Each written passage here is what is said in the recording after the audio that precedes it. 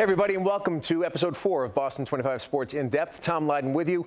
Rich Stearns joins me shortly. We're going to start tonight in Cambridge, one of our nation's finest young hockey players from a hockey family, nearing a critical decision in his life. Ryan Donato has been living life in fast forward, and life's about to get even more complicated. It's a whirlwind experience that we have experienced before. A local standout college hockey player with the path to his dream laid out right in front of him, if he wants to take it. It's something that I've obviously thought about a lot. I mean, my dream was to be is to be a hockey player in the NHL. Ryan Donato is back on the ice with his Harvard teammates this week, competing in the ECAC playoffs. And the question surrounding Ryan is a simple one. Will this be his final postseason with the Crimson? His junior year has been highlighted by 22 goals in 25 games. That's 4 less than his teammates have played. Because 2.5 weeks ago, Ryan was in South Korea representing Team USA at the Olympics, scoring 5 goals along the way. Since his return to America, he's been honored at his high school alma mater, then gotten back to work in Cambridge. Understanding when Harvard's season is over, his decision takes center stage. Well, I'm just taking it slow and kind of enjoying every step of the way. I think one of the big things for me, the late Jim Johansson told me, was when I had a chance of making the team, he was telling me to focus on every game and not pay attention to everything else. And coming into Dexter, I only focused on Dexter when I was younger and on my teammates and gave everything I got there, and it gave me the chance to play at Harvard. And then playing at Harvard, I focused on my teammates in every game and kind of took it one at a time and really didn't think about the USA team at all and kind of just played my game, and it gave me a chance to play for the USA. And the same message was told to me when I made the team by Jim. He said, just play your game and do everything you can to be the player you are. And I represented USA, and it was one of the greatest experiences of my life. And now, obviously, having that question at the end of the season to see what my decision is, obviously it's something that I've got asked a lot lately, but it's something that I really haven't thought much about, just because my teammates deserve a lot more than that. And I just want to focus on the season, and after the season it'll be a question which I'll debate over with my family. In 2014, Ryan was selected by the Boston Bruins. They've held his rights ever since, and now could be the time he makes the jump. Ryan's case reminds you of Charlie McAvoy's from a year ago.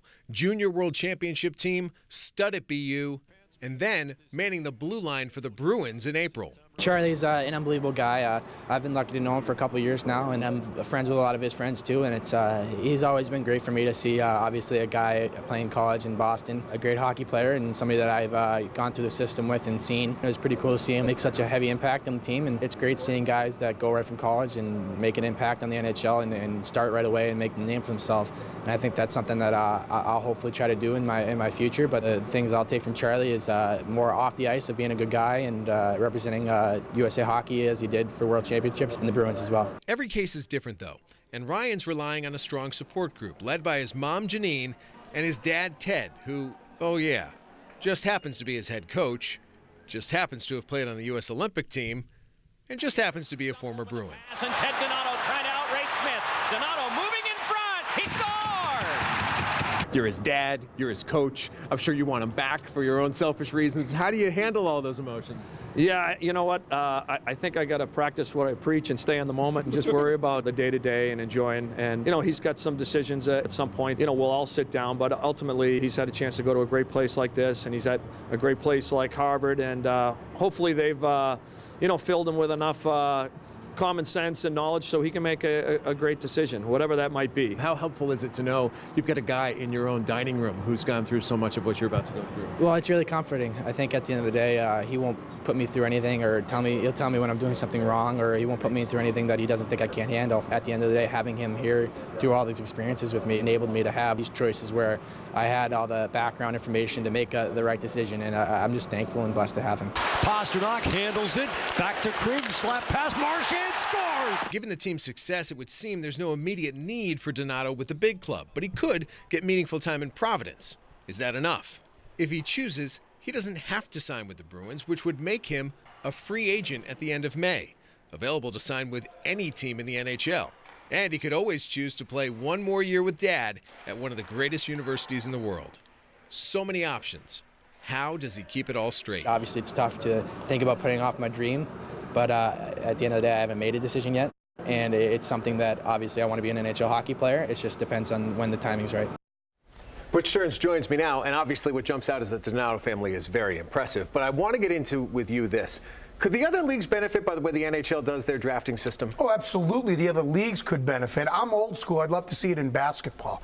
Anything to keep kids in college playing basketball. As good as Jason Tatum is this year, I think it's hurt the NBA to have guys come out as freshmen. Baseball is probably the one sport that's comparable because of the levels you can play baseball and hockey. So I think it would benefit the leagues, yes, Tom, but I don't think we're going to see it. I'd love to see it because, you know, you think about the basketball teams that stink, they need someone right away. But you think about the Golden State Warriors maybe taking a chance on the best high school senior in the country or something like that. Right, Put it in imagine the bank. using a first-round pick to have a guy. That's what Red did with Larry Bird. That's right. Made him change rules. By the way, the Donato story, he's got 2 younger brothers, right? So it might not be the last story we're doing here with Nolan and Jack, the 2 younger brothers who are just as good as Ryan. What makes it even more unique is that you'd say, well, wait a minute, 4 years, didn't he go right to Harvard? Ryan didn't go right to Harvard. He played a year at Omaha, so he's only played 3 years at Harvard, which is why he could go back next year. And his dad's the perfect guy to talk to. He played for 8 different teams over 13 NHL seasons, been at Harvard for 13 years.